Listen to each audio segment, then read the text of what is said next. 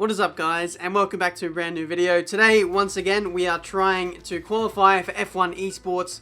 This is qualifying round number 2 for the Azerbaijan Grand Prix in Baku. It's almost like Baku weekend for me because I've got league races here at this racetrack this weekend. We've got the Formula 1 on, and we've also got Esports qualifying here. So this weekend, I am literally living, breathing, everything Baku.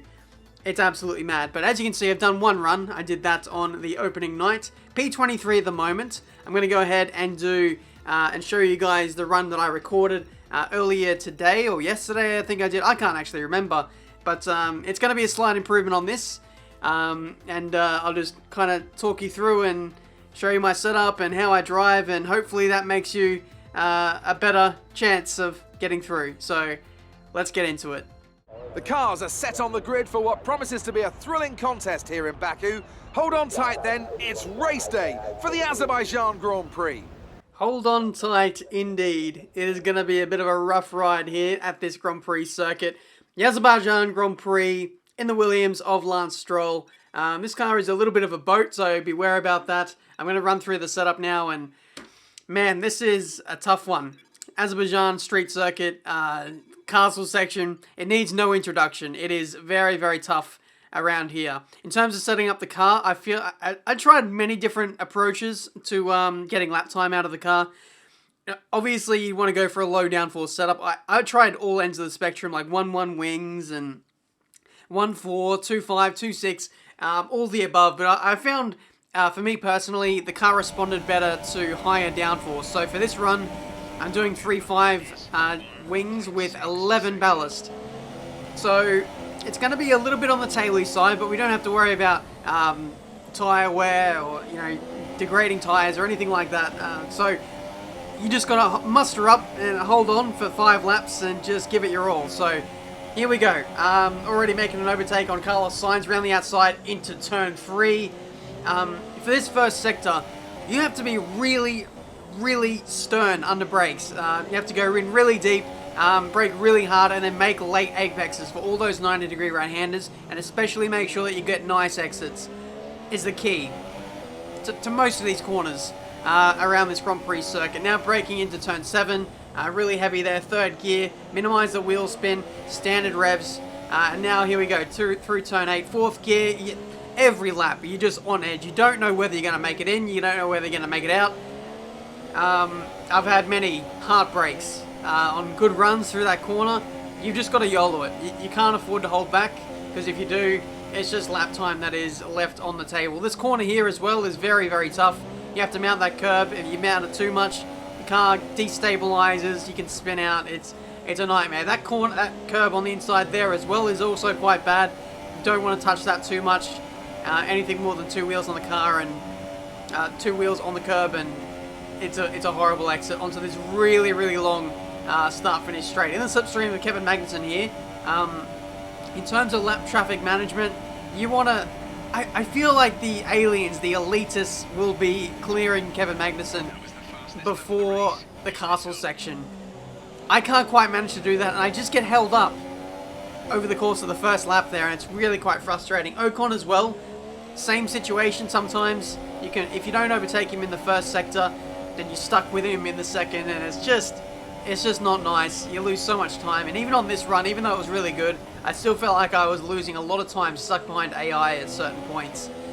So here we go, following him through these 90-degree right-handers. I'm out that curve. It's not a great exit. I'm getting held up behind him already. We need to get in front of him, so we're going to give him a little bit of a lunge here into this little left-right chicane.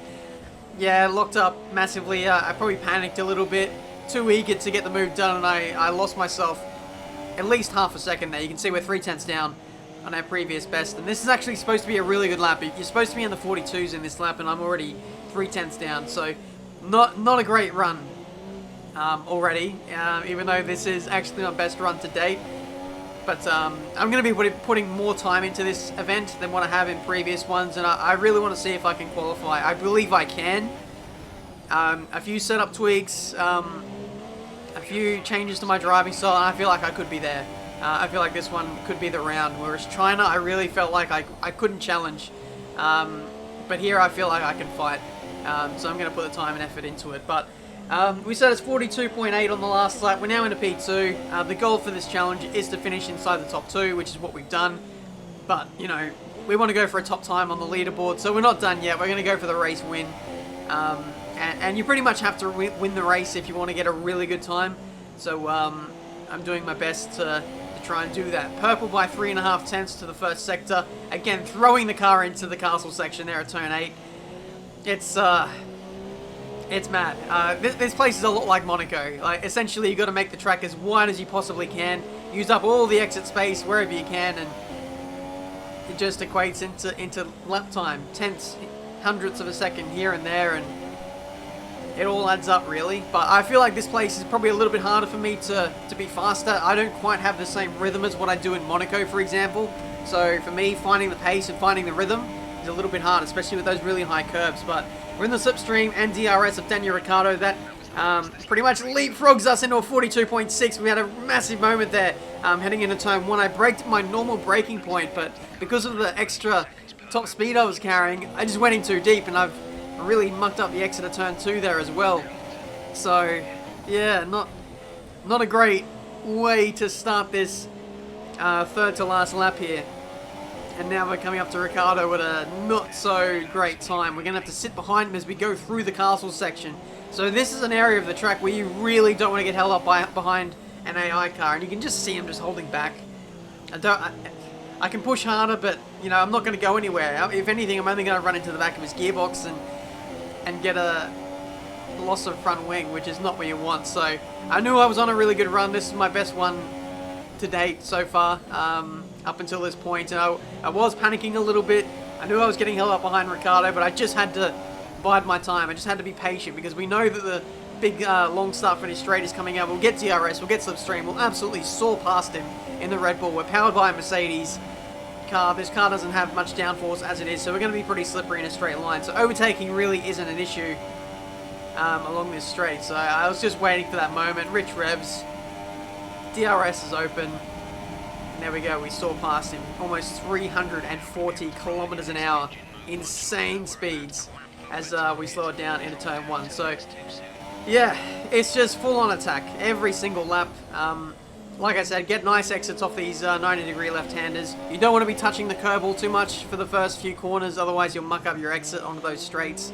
So avoid that wherever possible. This run into turn 8, use as much curb as you possibly can. I don't believe you can get it done for corner cutting through there, so take liberties. But if you are too greedy, that wall will give you a bit of a how you going on the way through there, which you don't want to do. But this is the penultimate lap now.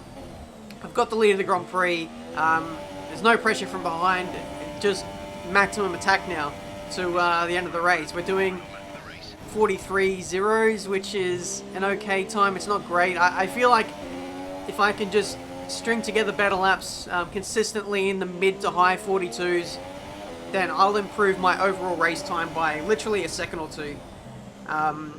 So that's something for me to work on over the next few days that this event is open. But you know, let me know how you guys are going on with these events. Do you like them? Do you run assists, no assists? How do you find these as like a casual kind of approach? I feel like these are quite different, quite cool, quite different. I like the AI behave a little bit differently. They're a little bit more racy sometimes, and it's just a nice little scenario mode, if you will, to try on the odd occasion. But we crossed the line, pretty much using all the fuel throughout the entirety of this race. And we managed to take the checkered flag in the Azerbaijan Grand Prix. Oh, here they are now. I always love seeing the independent teams do well. Williams have a long and storied history with F1, and I'm delighted to see them on the top step of the podium. So there we go, guys. That is my run that I did either today or yesterday at some point. So this is, I think, my third completed run. I've done many failed attempts, obviously, as you can imagine, in an event like this where you're trying to push really hard, and sometimes the overtakes don't quite come off, or you make a mistake here and there. So literally only my third completed run, and this time actually put me in the top 20. So fairly happy with that, but of course there is still lots and lots of time to improve. Not only consistency wise when I'm like not in traffic, but in terms of actually getting through the traffic, there's a lot more time to find there too. So that's what I'm going to be working on over the next few days. Strategy-wise, I think I've pretty much explained everything. I've given you my setup.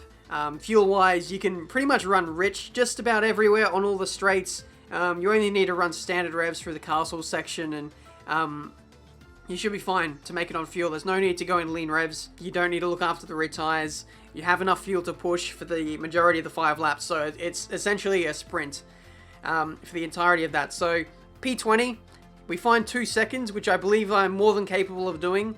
We're in the top 10, and that is enough to qualify for the online races of esports. So thank you guys so much for watching. Let me know how your progress is going in the esports series, and if you have any tips for me, I would also much appreciate it, because I'm trying to help you, and if you guys could help me in any way possible, then that would be absolutely awesome. So there's Baku this week, then in like 2 weeks time or something there's Spain, and then a few weeks after that we have Monaco as well. So a few more chances still left to qualify. I'm going to give it my best shot, and hopefully one of them we can make it up. So thank you so much for watching. Until the next one, I'll see you next time.